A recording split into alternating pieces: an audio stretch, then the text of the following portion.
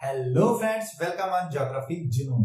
दोस्तों, आज हम एक नए टॉपिक पर चर्चा करने वाले हैं और आज का हमारा टॉपिक है जियोसिंक्लाइन यानी भूसन्नतियां या इसे भू अभिनतियां भी कह सकते हैं।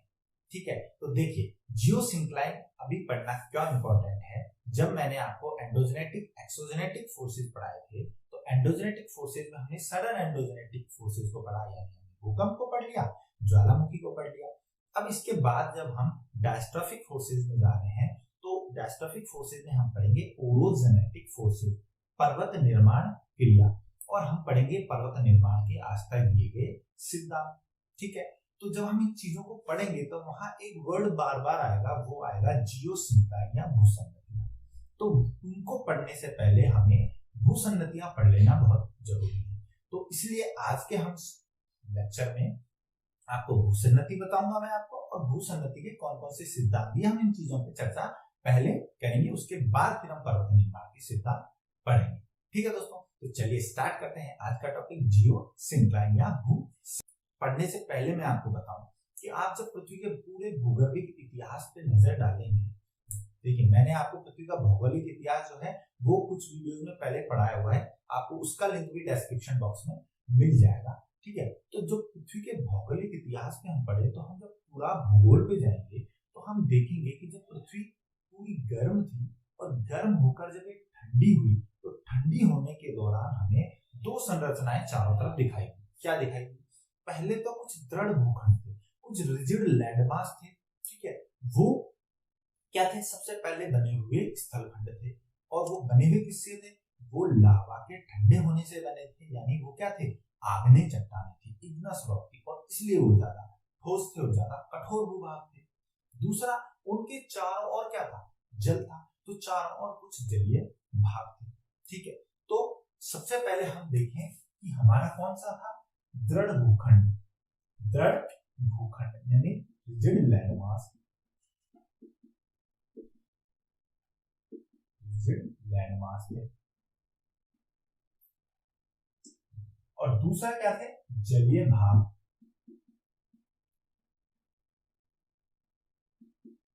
ठीक है, तो ये जो रिजिड लैंडमास थी वो क्या थी? पृथ्वी के ऊपर जो सबसे पहले स्थलखंड बने थे वो थे शील्ड एंड क्राटन। अब हम जलीय भाग को यहां से हटा देते हैं, मैं आपको बात करता हूं। पहले रिजिड लैंडमास के ऊपर बात करें तो ये क्या थे? ये थे क्राटन एंड शील्ड, और ये आग्नेय चट्टानों से निर्मित थे, कठोर भूभाग थे, यानी ये ज्यादातर भौगोलिक इतिहास में क्या रहे हैं? अपरिवर्तनशील रहे। ठीक है, क्या थे?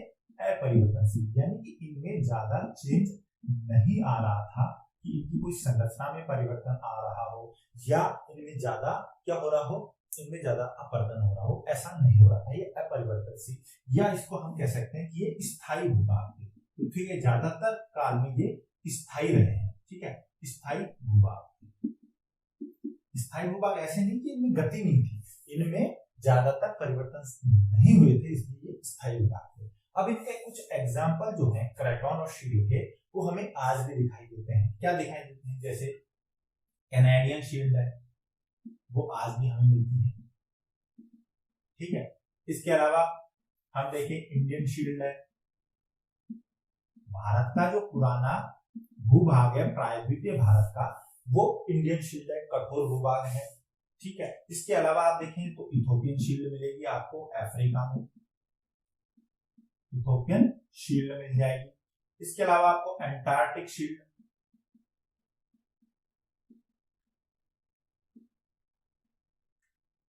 इसके अलावा फेनो स्कैंडिनेवियन शील्ड मिलेगी आपको।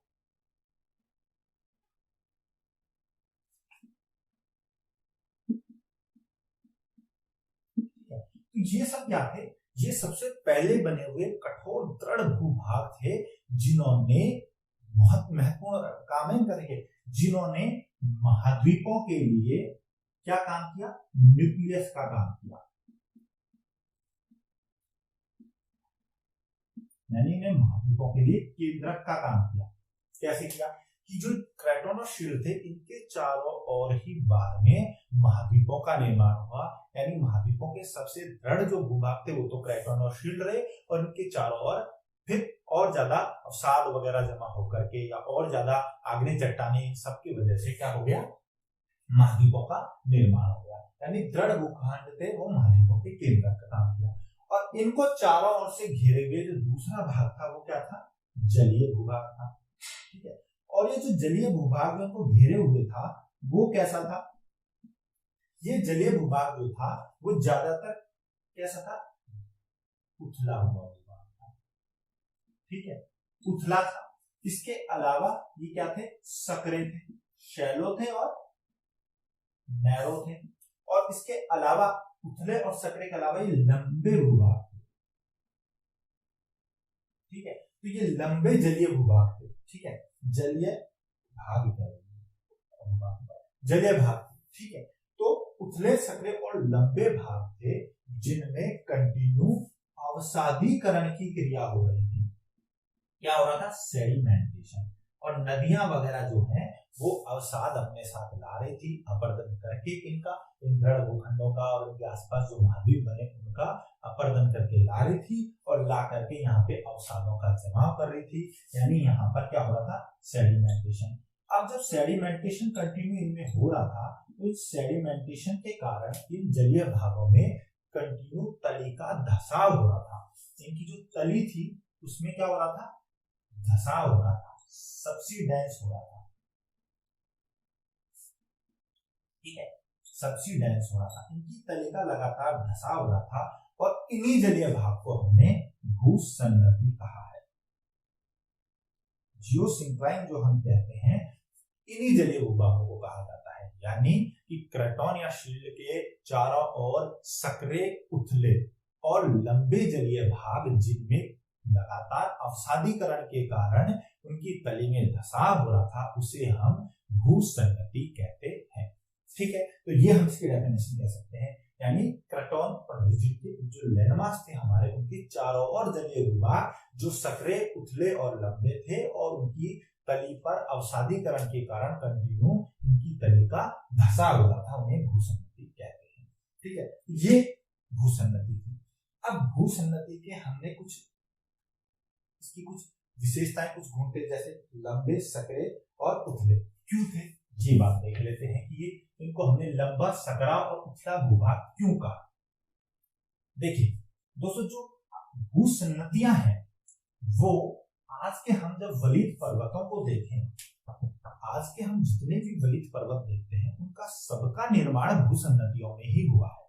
ठीक है, यानी हम कहें कि भूसन्नतियां जो है उनके उत्पत्ति स्थल रहे हैं। भूसन्नतियां पर्वत, जो वलित पर्वत है उनकी उत्पत्ति स्थल रहे हैं। और इन्हें हम एक लाइन में ये भी कह सकते हैं कि भूसन्नतियां वलित पर्वतों के लिए पालना रहे हैं, क्रेडल फॉर फोल्डेड माउंटेन्स रहे हैं। यानी भूसन्नतियां are cradle for folded mountains. आज के सारे वलित पर्वतों का निर्माण भूसन्नतियों में ही हुआ है। ठीक है, अब जब हम वलित पर्वतों को देखेंगे तो हम देखेंगे कि हमारे जो वलित पर्वत है, चाहे हम हिमालय को ले लें, रॉकीज ले लें, एंडीज ले लें, ये सारे वलित पर्वत हैं वो कैसे हैं, लंबे हैं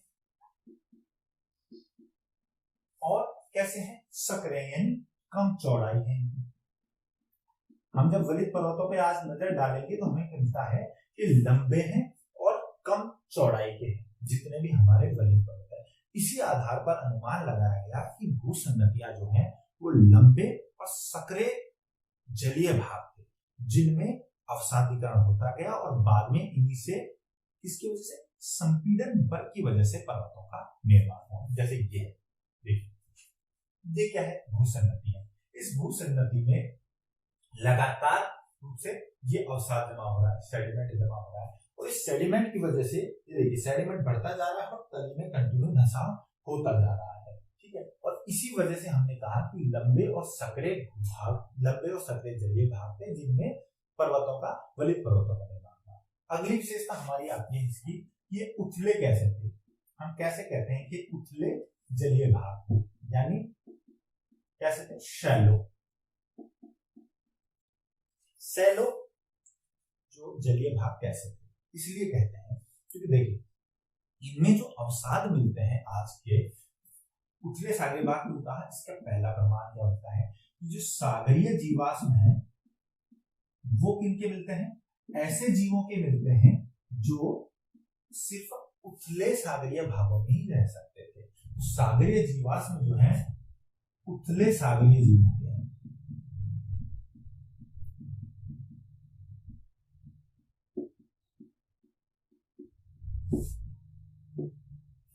आज हमें वलित पर्वतों में हम जब देखते हैं तो वलित पर्वतों में जो हमें अवसादी चट्टानें मिलती हैं, उन अवसादी चट्टानों के हम अंदर हमें ऐसे जीवों के अवशेष मिलते हैं जो सिर्फ उथले सागरीय भागों में ही रह सकते थे, ज्यादा गहरे सागरीय भागों में नहीं रह सकते थे। इस आधार पर अनुमान लगाया गया कि ये जो भूसन्नतियां थी वो ज्यादा गहराई में नहीं थी, यानी शुरुआत में भूसन्नतियों की गहराई कम थी। मगर बाद में लगातार जब अवसादीकरण होता गया तो इनकी तली में धसाव होता गया और अवसाद जो है वो कंटिन्यू मोटा होता गया। मगर क्या था इनमें, मगर इनका जो है क्या जो जल स्तर है, ये देखिए वाटर लेवल जो है वो एज इट इज बना हुआ था। ये जो ब्लू में दिख रहा है आपको, ये क्या है, वाटर लेवल है, यानी कि जल स्तर जो है उसमें कोई परिवर्तन नहीं हुआ। जल स्तर वही होता गया, सेडिमेंट आए और जिस रेट से सेडिमेंटेशन हुआ उसी रेट से इनका नीचे सबसिडेंस हुआ। ठीक है, तो ये पहली बात सागरीय जीवों के अवशेष से पता चला। दूसरा हमें पता चला कि पर्वतों की अत्यधिक ऊंचाई, इससे भी हमें पता चलता है कि ये उथले सागरीय भाग थे। क्यों, ये भी कैसे, देखिए आज जब हम पर्वतों को देखते हैं, जितने भी हमारे वलित पर्वत देखते हैं, अब जैसे हिमालय का एग्जाम्पल ले तो हिमालय कितना है, 8,850 मीटर ऊंचा है, यानी 8,850 मीटर 8 किलोमीटर से भी ज्यादा ऊंचा हो गया।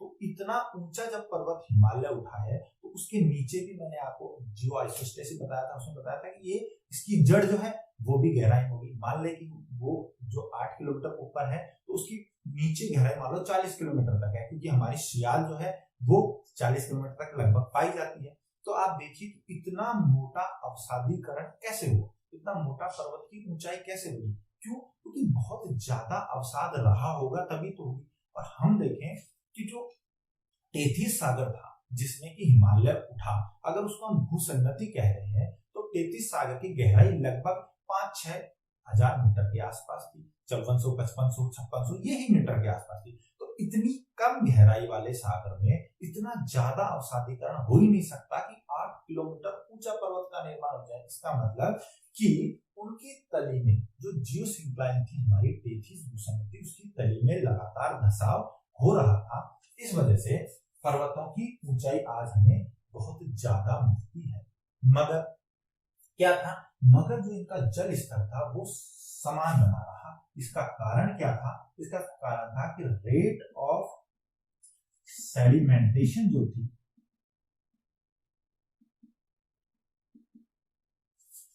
वो इक्वल थी रेट ऑफ सबसिडेंस की, यानी कि जितना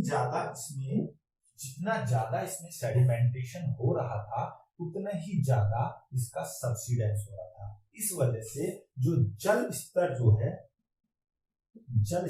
है वो क्या बना रहा, नियत बना रहा, स्टेबल रहा, और अवसादीकरण जो है वो बहुत ज्यादा हुआ, इसलिए अवसाद की मोटाई बढ़ती गई, अवसाद मोटाई बढ़ती गई, नया नया सेडिमेंट आता गया और तली का धसाव होता गया। अब देखिए इसमें आप इसको समझिए ये कैसे हुआ। देखिए सबसे पहले मान लो ये हमारी भूसन्नति है, और इस भूसन्नति के जो दोनों ओर के जो दृढ़ भूखंड है इनको बोलते हैं फोरलैंड या अग्रदेश। ठीक है, ये भूसन्नति है और इस भूसन्नति के दोनों ओर जो दृढ़ भूखंड है उनको बोला हमने अग्रदेश या फोरलैंड। अब इनसे जो नदियां वगैरह अवसाद लेके आ रही हैं वो भूसन्नति की तली में अवसाद जमा कर रही हैं। ये हमारा जो है ग्रीन कलर में आपको दिख रहा है, ये क्या है, सेडिमेंट है, अवसाद है। शुरुआत में अवसाद कम है, ये भूसन्नति की क्या है, ये क्या है, तली है। ठीक है, अगर इसको हम तली मान लें, इसको तल मान लें, तो ये अवसादीकरण होता गया। बाद में क्या हुआ कि लगातार अवसादीकरण की क्रिया होने की वजह से ये बहुत सारा सेडिमेंट इकट्ठा हो गया। ये पूरा क्या है, सेडिमेंट है। मगर वाटर लेवल देखिए, आप जो वाटर लेवल यहाँ बना हुआ है वही वाटर लेवल यहाँ बना रहा है। ठीक है, क्यों बना रहा, क्योंकि सेडिमेंट जैसे आते गए वैसे वैसे तली में नीचे धीरे धीरे क्या होने लगा, सब्सिडेंस होने लगा। और एक टाइम बाद ये धसाव इतना ज्यादा हो गया कि इसके ऊपर और सब्सिड जो है अवसाद आते गए। ये देखिए ये सब्सिडेंस हो रहा है। अब यहाँ तली देखो कितनी रह गई है, सिर्फ इतनी ही होती रह गई है। ठीक है, ये नीचे होती गई और इस तली में धसाव की वजह से अवसाद की मोटाई देखिए बढ़ गई है। ये कौन सा हो गया, थिक सेडिमेंट हो गया, बहुत मोटा सेडिमेंट हो गया है।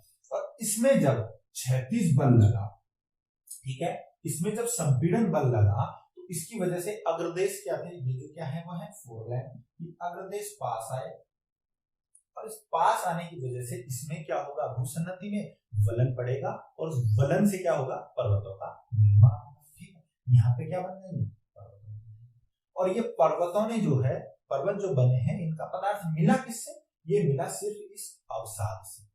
ठीक है, इस अवसाद से मिला। तो इस आधार पे अनुमान लगाया गया कि भूसन्नतियां ज्यादा गहरे सागरीय भाग नहीं थे, मगर उनकी तली में क्योंकि धसाव होता गया इस वजह से उस अवसाद की मोटाई हमें ज्यादा मिलती है।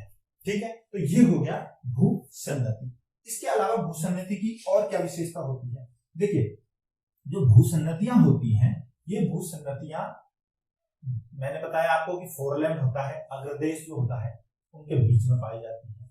इसके अलावा क्योंकि ये पर्वतों के निर्माण के लिए जिम्मेदार रही हैं, तो पर्वत एक दिन में तो बन नहीं जाता, इसलिए भूसन्नतियां जो है उनका क्या रहता है, लंबा भूगर्भिक इतिहास रहता है, यानी बहुत लंबे समय तक ये बनी रहती है और इनमें लगातार अवसादीकरण होता रहता है, धसाव होता रहता है। और जब बहुत ज्यादा बल हो जाता है और पृथ्वी के भूगर्भिक हलचलों की वजह से, पृथ्वी के आंतरिक बल की वजह से जब कभी ये अग्रदेश पास आते हैं तो पर्वतों का निर्माण होता है, यानी कि इनका एक बहुत लंबा भूगर्भिक इतिहास रहता है। ठीक है, दूसरा जो ये जियोसिंक्लाइन जो होती है हमारी भूसन्नतियां, इनका आकार, इनका विस्तार, इनकी स्थिति ये सब बदलती रहती है। ठीक है, तो इनकी आकार,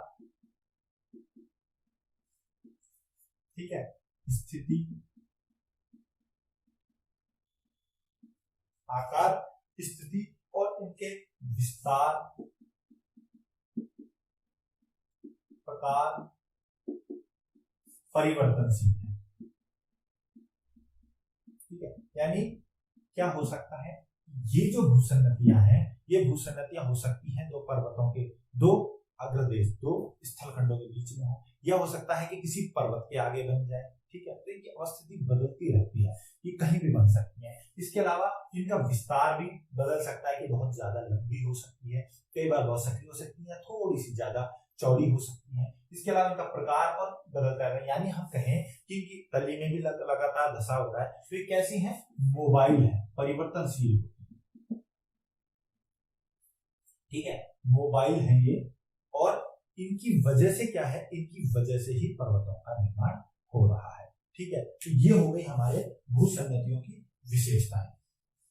अब हम लेते हैं भूसन्नतियों से संबंधित, उत्पत्ति से संबंधित आज तक जो दिए गए सिद्धांत है, उन सिद्धांतों पर हम थोड़ी सी चर्चा करेंगे कि कौन कौन से सिद्धांत आज तक इनके बारे में दिए गए हैं।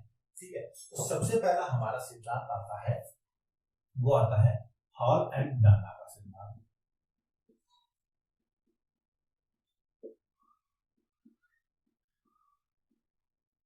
हॉल एवं डाना। ठीक है, तो ये दो वैज्ञानिक थे, हॉल और डाना। इन्होंने भूसन्नति के बारे में जो सिद्धांत दिया उस पर हम चर्चा करते हैं। तो देखिए, सबसे पहले बात आती है हॉल मॉडल की। इन्होंने सन 1859 में, ठीक है, सन 1859 में इन्होंने अपलेशियन जो पर्वत थे, अपलेशियन पर्वतों का इन्होंने अध्ययन किया। ठीक है, और अपलेशियन पर्वतों का अध्ययन करके इन्होंने बताया कि आज के जो अपलेशियन पर्वत दिखाई देते हैं वो एक गर्त में निर्माण हुआ है इनका, जिसमें लगातार अवसादीकरण होता गया और उसकी वजह से उसकी तली में धंसा हो गया, जो कालांतर में एक लंबे टाइम के बाद जब इनमें कंप्रेसिव फोर्स लगा, इनमें संपीड़न बल लगा, तो इसकी वजह से इनमें वलन उत्पन्न हुआ और पर्वतों का निर्माण हुआ। ये किसने कहा? और 1859। ठीक है, इन्होंने तो अपलेशियन पर्वत का की उत्पत्ति बताई। इसके बाद डाना आए। डाना ने 1873 में इन्होंने भी अपलेशियन पर्वत का ये अध्ययन किया और अपलेशियन पर्वत का अध्ययन करके इन्होंने जिस गर्त के बारे में हॉल ने कहा था उसका नाम इन्होंने भूसन्नति दिया। तो भूसन्नति शब्द जो दिया गया था वो इन्होंने दिया, डाना ने दिया 1873 में। और इन्होंने भी अपलेशियन पर्वत का अध्ययन करके यही बताया कि यहाँ पहले एक गर्त हुआ करता था जिसमें लगातार अवसाद जमा हो रहे थे और इस अवसाद में जब वलन हुआ तो इससे अपलेशियन पर्वत का निर्माण हुआ। और ये जो गर्त बना हुआ था, उन्होंने बोला कि गर्त बना हुआ था वो एक दृढ़ भूखंड के किनारे पर था।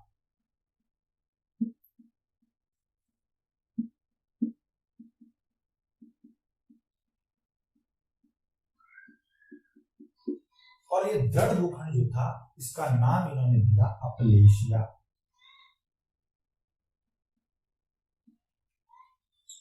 ठीक है, तो इन्होंने इस दृढ़ भूखंड का नाम जो दिया था वो दिया था अपलेशिया।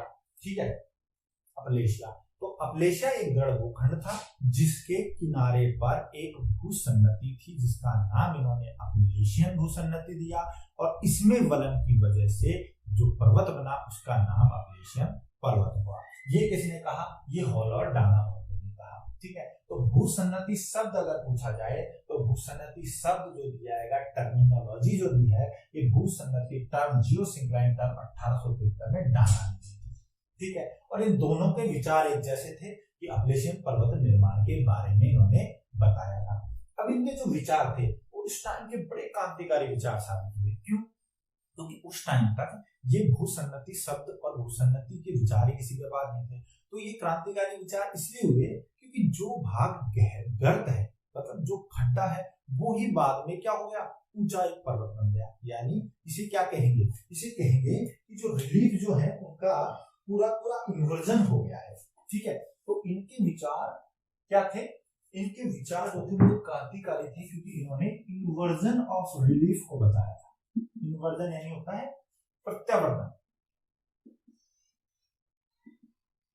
यानी स्थलाकृति का प्रत्यावर्तन बताया है।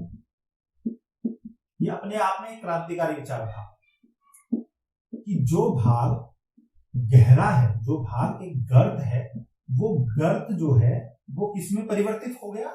पर्वत में। तो उस समय ये बड़ा क्रांतिकारी विचार था। तो बस इन्होंने इतना ही बताया था हॉल और डाना ने। ठीक है, तो अगर पूछा जाए कि भूसन्नति शब्द किसने दिया तो वो डाना ने 1873 में दिया था। क्लियर है?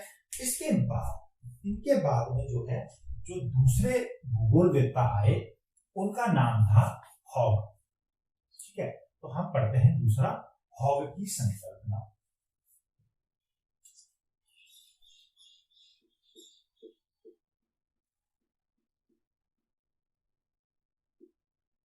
हॉग की संकल्पना देखिए, डाना ने 3 चीजें याद रखनी है हॉल और डाना की। पहली कि ये कैसे भाग थे?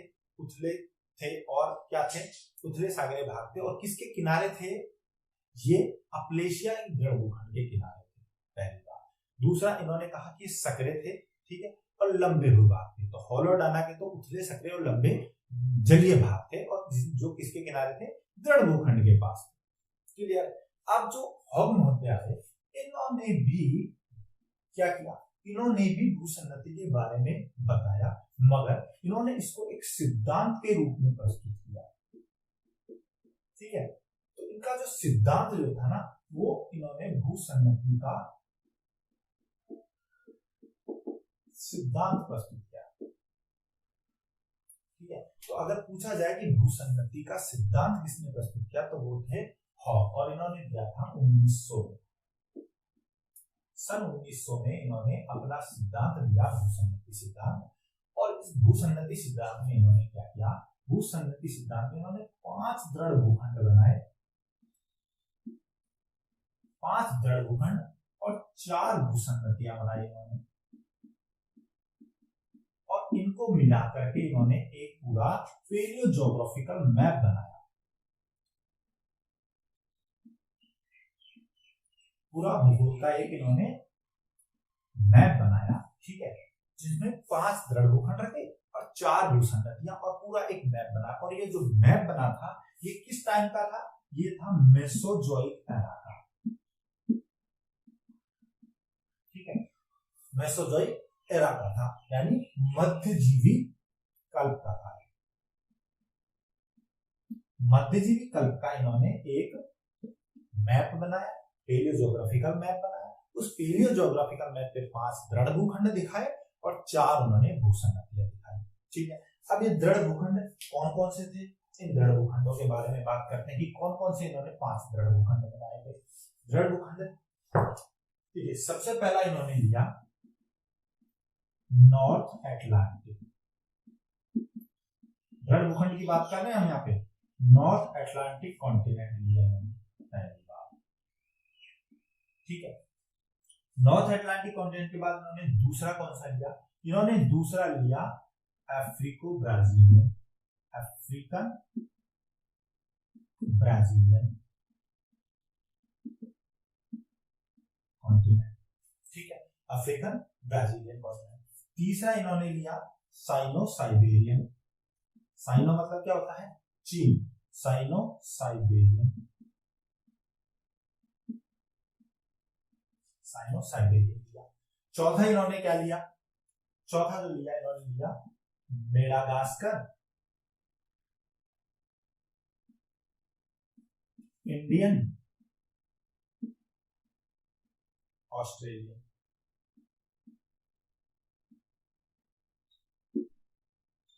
मेडागास्कर, इंडियन ऑस्ट्रेलियन कॉन्टिनेंट लिया इन्होंने, यानी ये सब भाग मेसोजोइक युग में जुड़े हुए थे। इन्होंने माना कि नॉर्थ अटलांटिक एक पूरा कॉन्टिनेंट था, एक कॉन्टिनेंट था अफ्रीका और ब्राजीलियन, जो अफ्रीका और ब्राजील मेसोजोइक टाइम में जुड़े हुए थे, यानी दक्षिण अमेरिका। एक साइनो साइबेरियन था, आज का जो चीन और तिब्बत और ये जो हमारा साइबेरिया का पार्ट दिखता है ये जुड़ा हुआ था, ये भी कॉन्टिनेंट था। मेडागास्कर, इंडिया और ऑस्ट्रेलिया ये भी जुड़े हुए थे, मेडागास्कर इंडियन और ऑस्ट्रेलियन कॉन्टिनेंट था।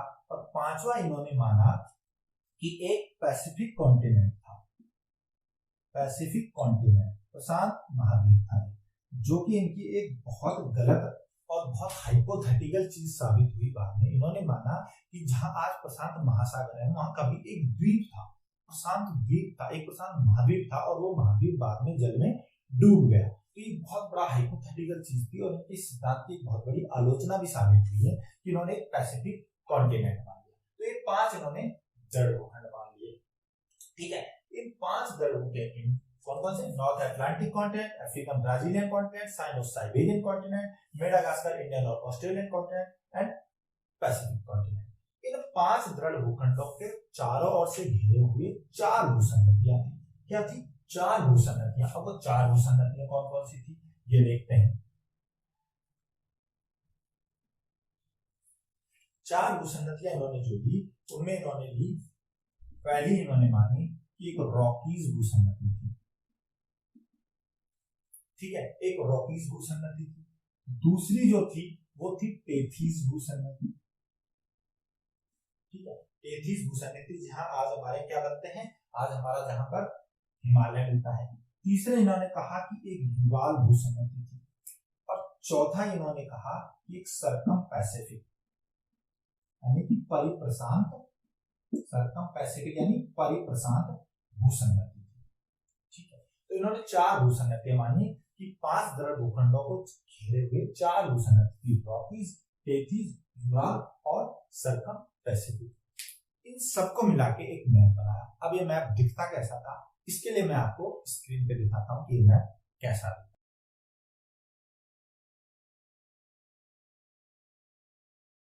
ये देखिए कौन कौन से दृढ़ भूखंड हॉग ने बनाए। 5 दृढ़ भूखंड बताए थे, ठीक है। पहला बताया उन्होंने नॉर्थ अटलांटिक कॉन्टिनेंट, ये देखिए पूरा नॉर्थ अटलांटिक कॉन्टिनेंट है, ठीक है। इसमें क्या क्या है, नॉर्थ अटलांटिक कॉन्टिनेंट, ये पूरा जो स्थल भाग है, ये देखिए पूरा स्थल भाग है नॉर्थ अटलांटिक कॉन्टिनेंट। ये पूरा स्थल भाग ये रहा नॉर्थ अटलांटिक कॉन्टिनेंट का।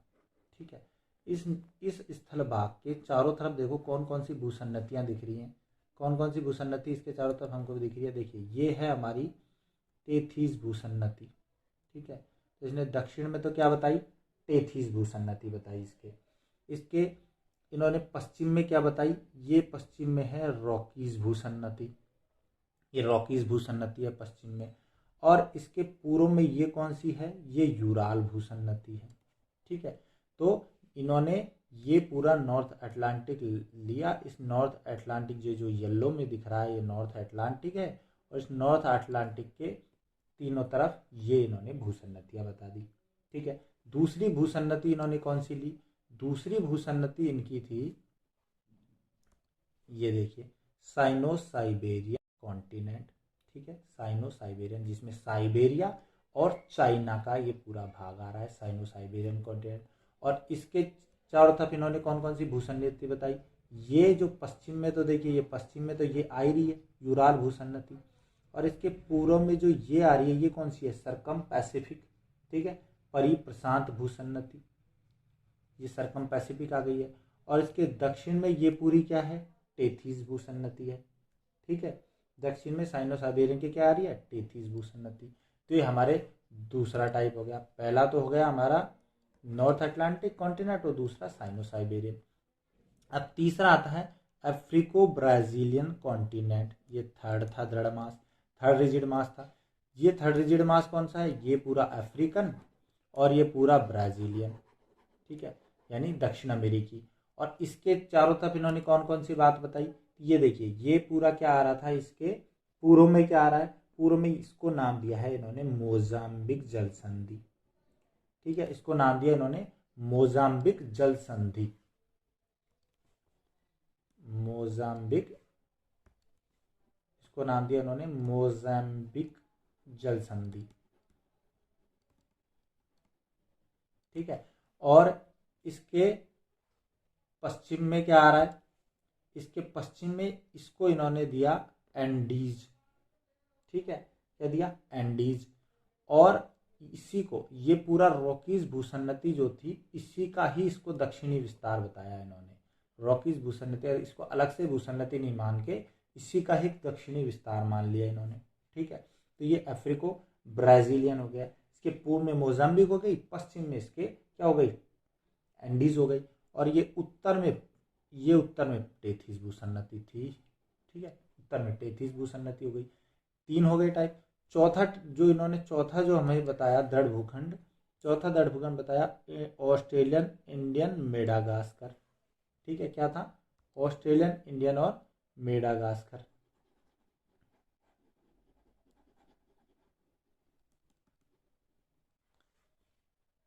ये चौथा टाइप हो गया ऑस्ट्रेलियन इंडियन मेडागास्कर।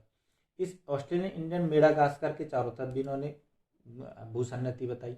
देखिए यहाँ पे ये देखिए ये पूरी आ रही है उत्तर में, इस टेथीस का ही विस्तार है, ये सरकम पैसिफिक आ गई है, पूर्व में इसके सरकम पैसिफिक आ गई है।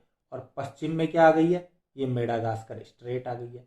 ये मेडागास्कर स्ट्रेट दे दी, पूर्व में इसके दे दिया सरकम पैसिफिक, और उत्तर में ये टेथीस भूसन्नति का विस्तार दे दिया। ये इंडियन मेडागास्कर और ऑस्ट्रेलियन कॉन्टिनेंट हो गया। और जो फिफ्थ इन्होंने बताया पांचवा, ये था पैसिफिक कॉन्टिनेंट, पैसिफिक कॉन्टिनेंट ये। और ये पैसिफिक कॉन्टिनेंट जो इन्होंने ये बताया है, ये इन्होंने एक पूरा स्थल भाग माना है, ये पूरा इसको एक स्थल भाग माना है पैसिफिक कॉन्टिनेंट को। और इस पैसिफिक कॉन्टिनेंट के स्थल भाग में पूर्व में क्या आ रहा है, पूर्व में इसके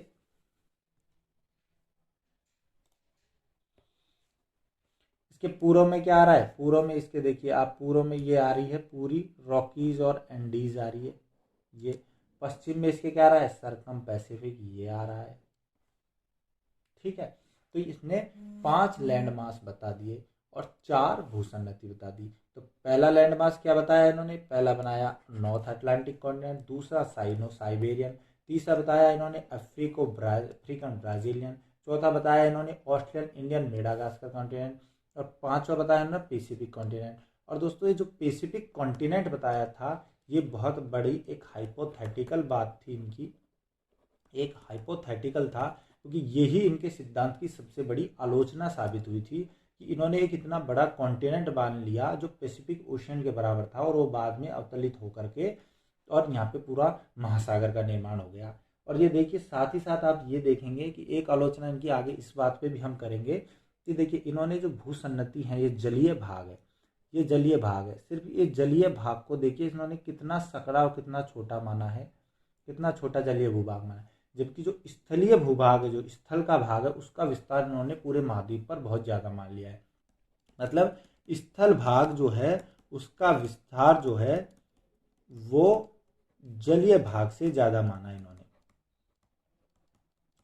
ये भी एक ड्रॉबैक है, क्योंकि पूरे इतिहास में ऐसा कभी रहा नहीं है। आगे मैं आपको जब आलोचना करेंगे, हम इसकी मूल्यांकन जब हम इसका करेंगे इस सिद्धांत का, तब मैं आपको बताऊंगा। तो इस तरीके से इन्होंने मेसोजोइक एरा में हॉग महोदय ने एक रिजिड मास और जियोसिंक्लाइन के बारे में बताया था। कौन से टाइम का है ये? मेसोजोइक एरा, मेसोजोइक कल्प की बात है। ठीक है, आइए अब आगे बढ़ते।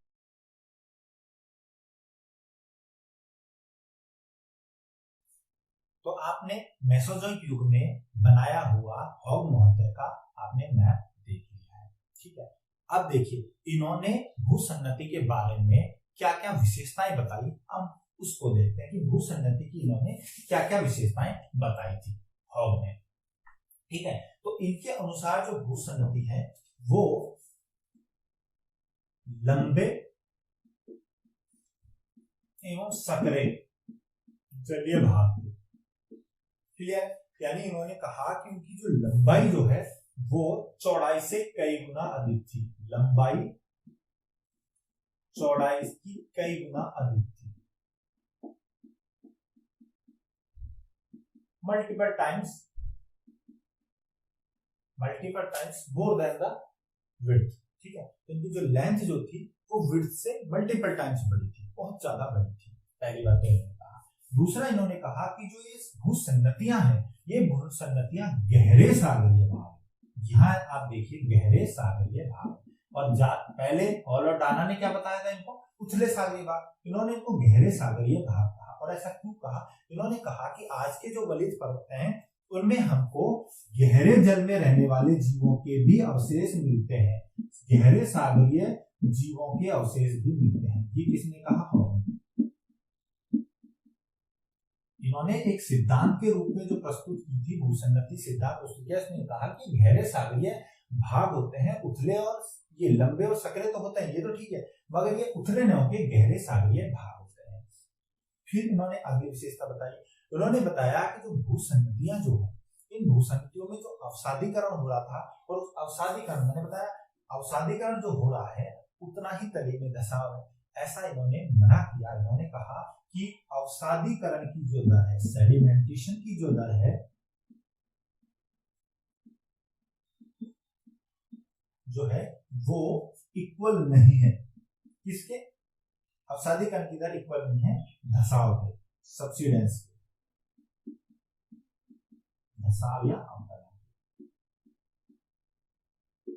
यानी कि जिस दर से सेडिमेंटेशन हो रहा है उसी रेट से धसाव या सब्सिडेंस नहीं हो रहा है। ये किसने कहा? हॉग ने। अगली बात इन्होंने बताई कि ऐसा नहीं है कि पूरे भूगर्भिक समय में ही क्या होता रहा हो, अवसादीकरण होता रहा हो और पर्वतों का निर्माण होता रहा हो। ऐसा हो सकता है कि बहुत लंबे समय तक अवसादीकरण होने और धसाव होने के बाद भी पर्वतों का निर्माण ना हो। या क्या हो सकता है कि जो पर्वत निर्माण का जो प्रक्रम है, या मैं कहूं कि भूसन्नति निर्माण के बाद की जो अवस्था है पर्वत निर्माण, वो कैसा है? वो पर्वत निर्माण एक लगातार, या मैं बोलूं कि डिसकंटिन्यू हो सकता है।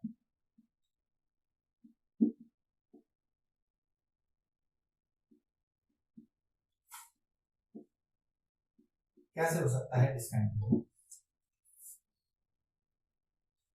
डिसकंटिन्यू कैसे हो सकता है? जैसे ऐसा हो, ये जो स्थलखंड है, इन स्थलखंडों के यहाँ पर अवसाद ज्यादा जमा हो जाए किनारे वाले भागों में। मान लीजिए यहाँ किनारे वाले भागों में अवसाद ज्यादा जमा हो जाए, और फिर जब थोड़ा सा भी संपीड़न बल लगा तो ये भाग जो है वो ऊपर उठे, मतलब पूरा पर्वत निर्माण ना होकर के क्या हुआ कि यहाँ बहुत ज्यादा अवसाद इकट्ठे हो गए किनारे वाले भागों पे और यहीं पर वलन पड़ गए, सिर्फ किनारे पर वलन पड़ गए। ठीक है, तो पर्वत निर्माण की जो क्रिया है वो बीच में स्टॉप हो गई, रुक गई। मगर बाद में इनका क्या हुआ, अपर्दन हुआ। यहाँ से ये भाग छोटे हुए और छोटे होकर के जब ये वापस सबसाइड नीचे हुए, जब नीचे हुए तो इसकी वजह से इनपे फिर से अवसादीकरण प्रारंभ हो गए। यानी उन्होंने कहा कि अवसादीकरण हो, फिर तली में धसाव हो, फिर पर्वतों का निर्माण हो, ये पूरा एक क्रम बना रहे, ऐसा जरूरी नहीं है। ऐसा बीच में ये प्रक्रिया स्टॉप भी हो सकती है कि इनका किनारे वाले भाग पे ही अवसाद ज्यादा जमा हो जाए और इन जमा होने की वजह से क्या हो, इसकी वजह से थोड़ा सा भी अगर क्षैतिज संपीड़न बल लगा तो छोटे छोटे वलित पर्वतों का निर्माण या वलन का निर्माण हो जाएगा। और फिर जब इनमें फिर अपर्दन होगा तब ये क्या होंगे, नीचे हो जाएंगे, फिर इनके ऊपर सब जो है अवसाद जमा होने लगेगा। ठीक है, सारा जमा फिर ये जब नीचे रह गए हैं, इतने ही रह गए हैं, तो इनके फिर इनके ऊपर अवसादीकरण होने लगेगा। तो ये लगातार प्रक्रिया नहीं है। ठीक है, दूसरा इन्होंने कहा कि जो भूसंगतियां बनती हैं वो कैसी बनती हैं, दो दृढ़ खंडों के बीच में बनती है।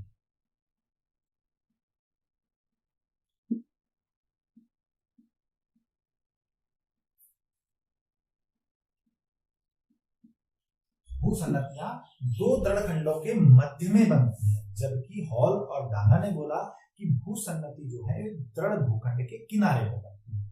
ठीक है, तो इन्होंने दो दृढ़ खंडों के मध्य भूसंगति का बनना बताया, जिसे हम कहते हैं मेसोजियोसिंक्लाइन।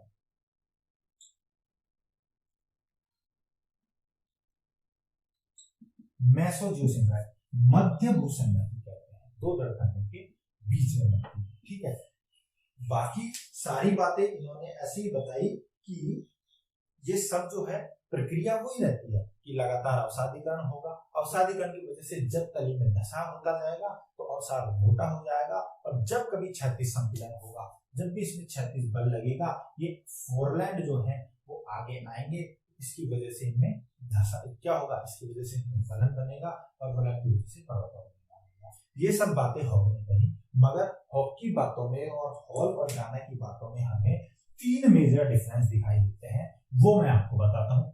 आपको मैंने अभी बता दिया है वैसे, पर अगर हम उनको डिफरेंस के रूप में लें तो हॉल डाना और हॉग की संकल्पना में क्या डिफरेंस दिखाई देता है। ये तो है हमारे हॉल एंड डाना और ये हॉल डाना और हॉग की संकल्पना में हमें जो तीन मेजर डिफरेंस दिखाई देते हैं वो क्या दिखाई देते हैं। इन्होंने तो इनको क्या माना था कि ये उथले सागरीय भाग है, ठीक है, उथले जलीय भाग है, जबकि हॉग ने इनको गहरे सागरीय भाग माना। ठीक है, तो उथले सागरीय भाग इन्होंने माना और उन्होंने गहरे सागरीय भाग माना। क्लियर है। दूसरा, इनकी जो हॉल और डाना की जो भूसंगति थी, ठीक है, वो एक मोनोजियोसिंक्लाइन थी, एकल भूसंगति थी, मोनोजियोसिंक्लाइन थी। क्यों थी एकल भूसंगति, इसे बोलते हैं एकल भूसंगति। एकल भूसंगति इसलिए थी क्योंकि ये जो है वो एक दृढ़ भूखंड के किनारे पर थी। ठीक है, मोनोजियोसिंक्लाइन इसलिए थी क्योंकि वो एक ही दृढ़ भूखंड के किनारे पर थी, जबकि हॉग ने जो बताया हमें बताया वो बताया कि ये क्या से थी, मेसोजियोसिंक्लाइन थी।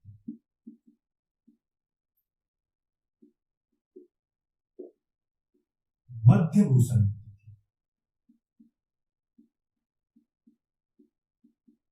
क्यों, क्योंकि ये दो दृढ़ भूखंडों के बीच में थी। तो सिद्धांत के रूप में किसने प्रस्तुत किया था, सिद्धांत के रूप में हॉग ने दिया था, और इसका वर्ड जो दिया था टर्म वो डाना ने। तो डाना और हॉल ने तो कहा कि एक अपलेशिया था और अपलेशिया के किनारे अपलेशियन भूसंगति थी और उसी में वलन बनने से क्या हो गया, अपलेशियन पर्वत बन गया।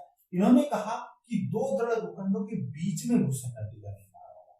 ठीक है, ये इनकी मेसोजियोसिंक्लाइन थी।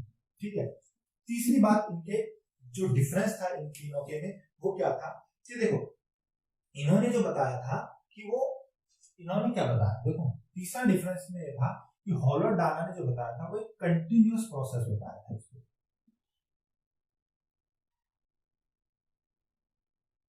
कंटिन्यूअस प्रोसेस बताया था। भूसन्नति का जो निर्माण है वो लगातार होता रहता है and rate of subsidence is equal to rate of sedimentation. कैसे भी बोल सकते हैं, rate of sedimentation is equal to rate of subsidence या rate of subsidence is equal to rate of subsidence. ठीक है, तो दोनों का जितना अवसादीकरण हो रहा था उतना ही तली में धंसा हो रहा था, इसलिए जल स्तर क्या हो रहा था, स्थिर था। ये तो कहा पॉलोडाना ने, जबकि इन्होंने कहा कि ये एक कंटिन्यू प्रोसेस नहीं था। ठीक है, ये कंटिन्यू प्रोसेस नहीं था, इसमें डिसरप्शन हो सकता था। इसमें क्या हो सकता है, बीच में व्यवधान उत्पन्न हो सकता है। ऐसा नहीं हो सकता कि लगातार अवसादीकरण भी होता रहे, लगातार धंसाव भी होता रहे और फिर बाद में एक पर्वत का निर्माण भी लगातार हो सकता है। यानी इन्होंने कहा कि ऐसा हो सकता है कि बहुत समय तक तली में धंसाव होने के बाद भी पर्वत का निर्माण ना हो सकता है बीच में किधर किनारे के भागों में थोड़ा सा अवसादीकरण की वजह से, तली का धंसाव होने की वजह से बाद में वलित पर्वत बन जाए और उनमें फिर बाद में जब क्या हो, उनका बाद में जब अपर्दन हो तो फिर वापस वहां पे अवसाद होगा जमा हो।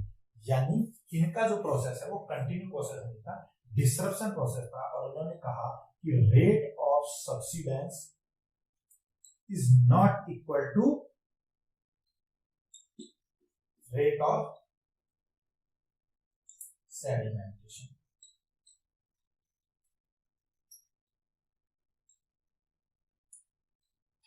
ठीक है, तो ये हॉल्डाना और हॉक की संकल्पना में अंतर था। अब देखिए, हॉक की जो संकल्पना है उसके अंदर कुछ कमियां थी। कमियां क्या थी? सबसे बड़ी कमी मैंने आपको बताया कि हॉक की संकल्पना की कमी थी कि हॉग महोदय ने माना कि एक प्रशांत कॉन्टिनेंट था। ठीक है, प्रशांत कॉन्टिनेंट को मानना अपने आप में बड़ी एक उनकी हाइपोथेटिकल बात थी कि ऐसा कॉन्टिनेंट कभी रहा ही नहीं है कि प्रशांत कॉन्टिनेंट हो गया। ठीक है, पहली बात तो इन्होंने इनकी ये कमी थी। दूसरी इनकी कमी इस आधार में मानी जा सकती है कि इन्होंने क्या किया, भूसन्नति को बहुत गहरा बताया, जबकि ज्यादातर भूगोलविद ये मानते हैं कि जो भूसन्नतियां हैं वो कैसी रही हैं, उथले सागरी भाग में हैं। तो पहले तो हमने क्या बताया कि कमी कि पैसिफिक कॉन्टिनेंट एक हाइपोथेटिकल था।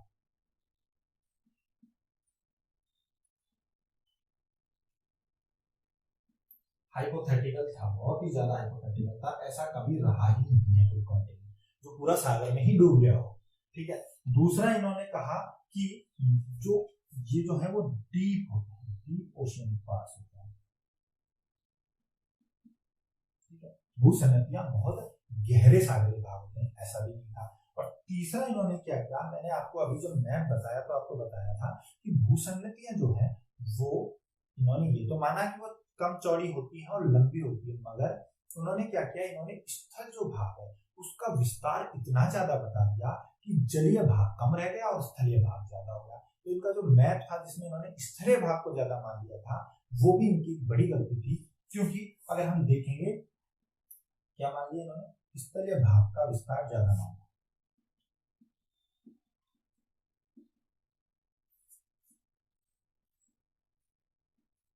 ठीक है, ये हम देखेंगे कि आज भी हमें 29% के आसपास ही दिखाई देता है स्थलीय भाग और 71% आज भी पृथ्वी पर क्या है, महासागर है, जलीय भाग है। तो पूरे हम जब भौगोलिक इतिहास को देखेंगे तो ऐसा कभी नहीं हम देखेंगे कि कभी ऐसा रहा हो कि स्थल भाग जो है वो जल से ज्यादा क्षेत्र में पृथ्वी के धरातल पर क्या हो, दिखाई दे। ऐसा कभी नहीं आया। और इन्होंने क्या किया, इन्होंने स्थल खंडों का तो बहुत ज्यादा विस्तार मान लिया और जलीय भाग को इन्होंने सिकोड़ दिया, बिल्कुल इन्होंने कम बताया।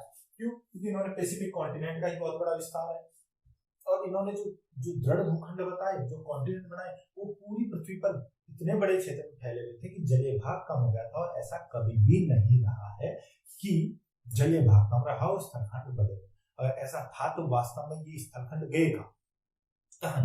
अगर जलीय भाग कम था, स्थलीय भाग ज्यादा था, तो ये गए कहां? इसका भी इनके पास कोई जवाब नहीं था। तो हॉग महोदय की तीन कमियां, एक तो इन्होंने पैसिफिक कॉन्टिनेंट को माना जो कि बहुत हाइपोथेटिकल था, दूसरा इन्होंने सागरी भागों को बहुत डीप ओशियनिक पार्ट माना जो ऐसा नहीं है, उथले सागरी भाग है, और तीसरा इन्होंने स्थलीय भाग का विस्तार जो है वो जलीय भाग से अधिक मान लिया था, जो भी गलती थी। ठीक है, तो ये मैंने आपको हॉल एंड गाना की संकल्पना बताई, हॉग की संकल्पना बताई और इन दोनों में डिफरेंस बताया कि क्या इनमें डिफरेंस था। ठीक है, तो सबसे पहले याद रखेंगे, भूसन्नति वर्ड दिया तो वो दिया टाना ने, और भूसन्नति को एक सिद्धांत के रूप में प्रस्तुत किया वो किया था हॉफमैन। ठीक है दोस्तों, आई होप कि आपको समझ में आ गया होगा। अगले वीडियो में हम इससे आगे के जो वैज्ञानिकों में सिद्धांत भी हैं उनके ऊपर चर्चा करेंगे। ठीक है, आप चैनल को सब्सक्राइब कर लीजिए, बेल आइकन को प्रेस कर लीजिए। ठीक है, और आप अगर आपको वीडियो पसंद आ रहा है तो आप लाइक कीजिए, शेयर कीजिए। मिलते हैं अगले वीडियो में।